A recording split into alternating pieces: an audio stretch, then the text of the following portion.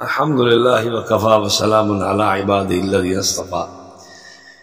Doctor Tahir al-Qadri صاحب کا ایک کلپ سننے میں آیا، اس کے متعلق چند معروضات عرض خدمت ہیں۔ پہلی بات تو یہ ہے کہ ہمارا اس بارے میں موقف صاف ہے، نبی پاک صلی اللہ علیہ وسلم کے حوالے سے جتنی چیزیں ہیں، جتنے آپ کے متعلقات ہیں، وہ سب بابرکت، اور ان کا تذکرہ ذکر خیر بہت بڑا اجر و ثواب ہے، اس میں کسی قسم کی کوئی دوسری رائے نہیں ہے۔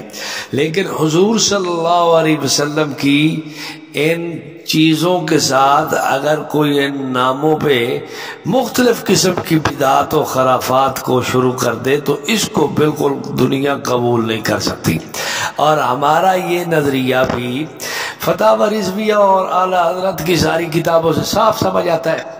اب دیکھیں، اصل کے اعتبار سے تو میلاد شریف ٹھیک تھا، لیکن خرافات اتنی ہو گئی ہیں کہ وہ اس اصل کے بھی غیر مشروع ہونے کا فیصلہ کرتی ہیں۔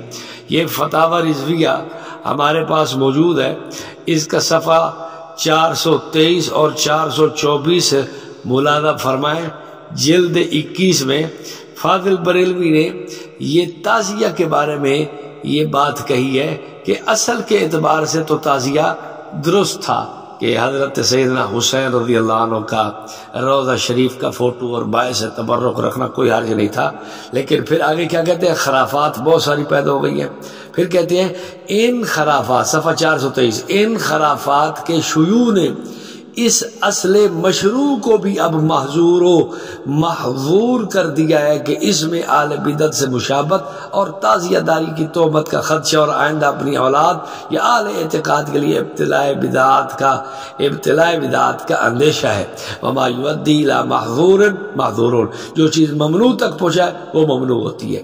اب آپ بتائیں، اصل مشروع ہے، فاضل صاحب کہتے ہیں تعزیہ کی، لیکن خرافات ایسی پیدا ہوئی ہیں کہ جو اصل مشروع کو بھی لے کے ممنوع جا کے بنا دیتی ہیں۔ بس یہی کچھ ہمارا مدعا ہے جو آپ کے گھر سے ثابت ہو رہا ہے۔ باقی ڈاکٹر صاحب آپ یہ کہتے ہیں کہ جی یہ فلاں کر رہا ہے، فلاں کر رہا ہے، تو آپ کو فاضل صاحب کی کتب سے چونکہ واقفیت نہیں ہے، وہ تو فتاوی رضویہ کی جلد 28 صفحہ جو 253 پہ لکھتے ہیں، شریعت کی دلیلیں حدود و مشہور ہیں، ان کے باہر کسی کے عمل سے استدلال نہیں ہو سکتا۔ آپ کسی کے عمل سے کیوں استدلال کرتے ہیں کہ فلاں فلاں فلاں؟ شریعت کی دلیلیں تو قرآن ہے، سنت ہے، اجماع ہے، قیاس ہے، تو ان سے دلیلوں سے استدلال کرتے۔ یہ اب جو کہہ رہے ہیں کہ یہ تمام دنیا میں ہو رہا ہے، تو فاضل بریلوی سے پوچھ لو۔ فتاوی رضویہ جلد 28 صفحہ 252 پہ کہتے ہیں، ہمارے امام اعظم رضی اللہ عنہ اور ان کے بعد تمام اہل فتاوی نے تابعین تبع تابعین کا توارث قبول نہیں کیا، یہ حدیث شریف کے خلاف ہے۔ اور یہی فاضل بریلوی اپنے فتاوی رضویہ جلد 28 صفحہ 235 پر مجدد الفسانی رحمہ اللہ کا مکتوب خود اپنی تائید میں نقل کرتے ہیں۔ دنیا بدعات کے سمندر میں غرق ہو چکی ہے، محدثات کی طریقوں میں مطمئن ہے، رفع بدعت اور تکلم میں احیاء سنت کا دعویٰ کون کر سکتا ہے؟ اس زمانہ کے اکثر علماء تو بدعات کے حامی اور سنت کے مٹانے والے ہیں، بدعات کے شیوع اور کثرت کو تعامل قرار دیتے ہیں اور اس کے جواز بلکہ استحسان کا فتویٰ صادر کرتے ہیں۔ وہ سمجھتے ہیں کہ بدعت پھیل جائے اور گمراہی عام ہو جائے تو تعامل بن جاتا ہے۔ اب یہ باتیں حضرت مجدد کی فاضل بریلوی اپنی تائید میں نقل کر رہا ہے، تو یہ ہم بھی یہی بات کرتے ہیں کہ پھیلی ہوئی ہے تو بدعت ہی پھیلی ہوئی ہے نا، کیا ہو گیا پھر؟ اور آپ کہتے ہیں حرم کے اندر، تو یہ فاضل بریلوی سے ہی پوچھ لیں، وہ خود کہتا ہے کہ جمعہ میں خطیب کے قریب تھا، اس نے خطبہ کے اندر نبی پاک صلی اللہ علیہ وسلم کے چچوں کے لیے دعا کی، حضرت حمزہ، حضرت عباس سے اللہ راضی ہو اور ابو طالب سے بھی راضی ہو، تو کہتا ہے کہ یہ بدعت تازہ ایجاد ہوئی۔ یہ ملفوظات اعلیٰ حضرت حصہ 2 صفحہ 172، تو یہ تو حرم میں بدعات کا جاری ہونا، یہ تو خود فاضل بریلوی مانے بیٹھے ہیں، اور آپ وہ دلیلیں پیش کر رہے ہیں جس کو وہ خود مانتا ہے کہ یہاں بدعت ہے، تو آپ ان چیزوں سے کیسے دلیل پکڑ سکتے ہیں؟ پھر توارث اور تعامل کو تو وہ دلیل مانتا نہیں، تم کس بنیاد پر دلیل مانتے ہو؟ آؤ اب میں آپ کو 1-2 اصول اور بھی سنا دیتا ہوں تاکہ آپ کے ذہن میں بات اچھی طرح بیٹھ جائے۔ فتاوی رضویہ کے اندر جلد 1 جز الف صفحہ 333، قرون ثلاثہ میں نہ ہونے والی ایک چیز کو بدعت قرار دیا، اور بدعت مکروہہ کہ یہ جو کپڑے کے ساتھ وضو کے بعد منہ صاف کیا جاتا ہے، اعلیٰ حضرت کہتا ہے کہ یہ چونکہ جو تکبر والے تفاخر والے اگر اس اعتبار سے ہو تو یہ بدعت ہے۔ کیوں؟ اس لیے کہ یہ خیر القرون میں نہیں تھی۔ اب ہم پوچھتے ہیں کہ اگر خیر القرون میں کپڑا نہیں ہو تو وہ بدعت ہے، بدعت مکروہہ، تو یہ جو تم میلاد لیے پھر رہے ہو مروجہ، یہ بھی تو نہیں تھا، یہ بدعت کیوں نہیں؟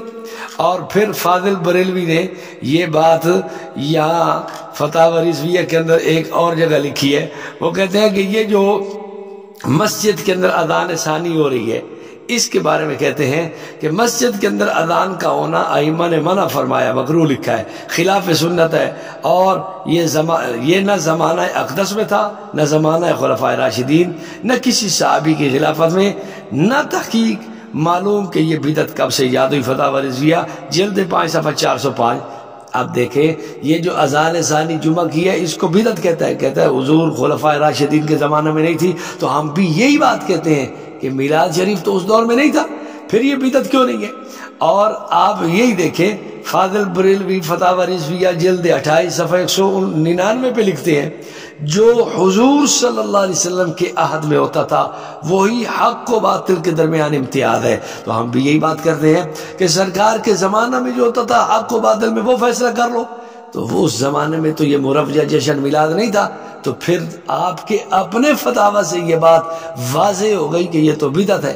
باقی جو مشائخ کرتے تھے وہ ان خرافات، قیودات، ان چیزوں سے پاک، اگر سرکار کا ذکر خیر کہیں ہو گیا تو وہ اس طرح کی مجالس تھی، مواقفیات تھی۔ آج تو بالکل ہی آپ لوگوں نے بدعات اتنی کر دی ہیں کہ وہ مواقفیات کو تم نے ختم کر کے رکھ دیا ہے، اور تمہارے فاضل بریلوی خود اس بات کو تسلیم کر رہے ہیں کہ اصل اگر جائز بھی ہو لیکن بدعات اتنی شیوع اور کثرت سے ہو جائے کہ وہ اس اصل کو بھی بہا کے ساتھ لے جاتی ہیں۔ اللہ تعالیٰ سمجھنے کی توفیق نصیب فرمائے۔ یہ چند باتیں ہم نے عرض کر دی ہیں، اللہ تعالیٰ تمام آل حق کو مضبوط فرمائے اور بدعات کو اللہ رب العالمین خاتمہ اس کا فرمائے، اور حضور صلی اللہ علیہ وسلم کی سنت کو عام و تام فرمائے۔ وآخر دعوانا الحمدللہ رب العالمین۔